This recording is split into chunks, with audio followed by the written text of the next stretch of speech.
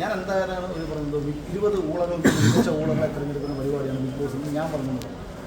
ഇത് ഞാൻ ആൾക്കാർ കളിയാക്കുന്ന ഒരു ഇത് ഇങ്ങനെ പറഞ്ഞ ആൾക്കാർ പരിഹസിക്കുന്നു എന്ന് ഞാൻ സെറീനയോട് എൻ്റെ വീടിൻ്റെ പാലാറ്റ് സമയത്ത് തമാശയ്ക്ക് പറഞ്ഞൊരു കാര്യമാണ്.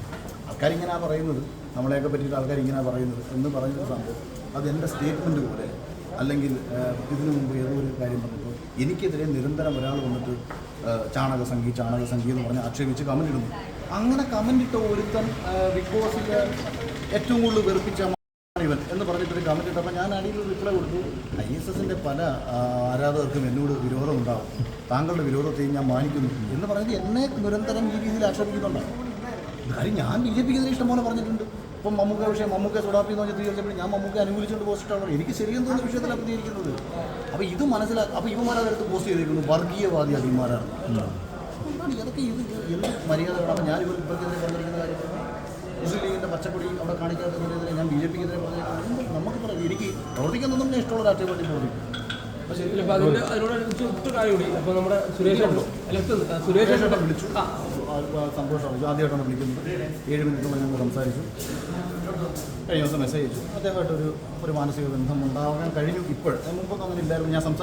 അന്ന് ഞാൻ സംസാരിച്ചത് അത് തന്നെ. അല്ലാതെ പുള്ളി എന്നെ വിളിക്കുമ്പോൾ ഞാൻ ദിലീപേട്ടന് വേണ്ടിയിട്ട് ഞാൻ സംസാരിച്ചത് എൻ്റെ ശരിയാണത്. അല്ലാതെ പുള്ളിയെ കേരളത്തിൽ മുഴുവൻ സപ്പോർട്ട് ചെയ്തുകൊണ്ടിരിക്കുക ആൾക്കാർ ഒരുപാട് നെഗറ്റീവിൽ നിൽക്കുകയാണ് ദിലീപേട്ടൻ. അങ്ങനെ നെഗറ്റീവ് ഉള്ള ഒരാൾക്ക് വേണ്ടി ഞാനെന്തിനെ സംസാരിക്കണം?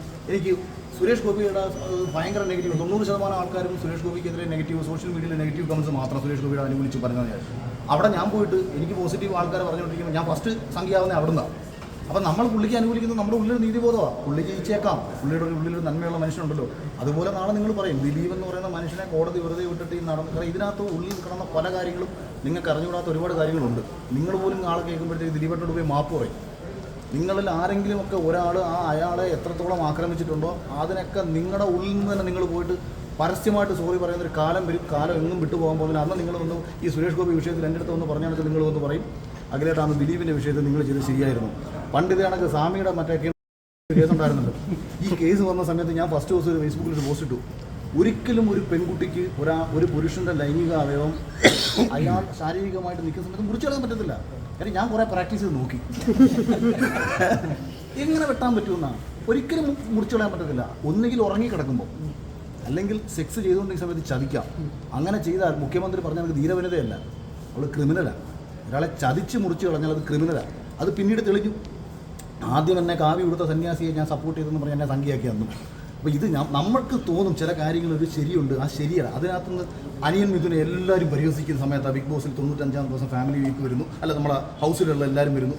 മിഥുനെ പറ്റി എല്ലാവർക്കും വൻ നെഗറ്റീവ്. ഞാൻ ഹൗസിനുള്ളിൽ വെച്ച് മിഥുനെ സപ്പോർട്ട് കൊടുത്തില്ലേ? പുറത്തുള്ള ആൾക്കാർ എന്നെ നെഗറ്റീവ് ആക്കുമെന്ന് കരുതിയിട്ടോ ഇതിൻ്റെ പേരിൽ എനിക്ക് 10 വോട്ട് പറയുന്നത് ഞാൻ ചിന്തിച്ചോ? ഒരു ലാഭനഷ്ടവും നോക്കിയിട്ടല്ല സംസാരിക്കുന്നത്.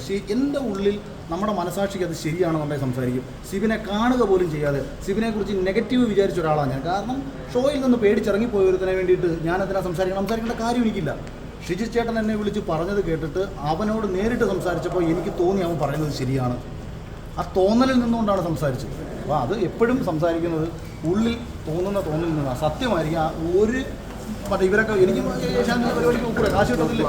അല്ലെ നാളെ സിനിമ നമ്മുടെ അടുത്ത് എൻ്റെ അടുത്ത് അവർ ഇങ്ങോട്ട് പറഞ്ഞിട്ടില്ല അതിൽ വെബ് സീരീസ് ചെയ്ത് അവരെടുത്തോളാം. എന്നിട്ട് ഞാൻ മൂവ് ചെയ്തിട്ടില്ലല്ലോ.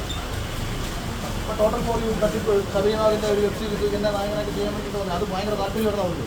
ചിലപ്പോൾ അതങ്ങനെ ചെയ്തേക്കാം. അങ്ങനെ എല്ലാം വന്നാൽ ഓക്കെ.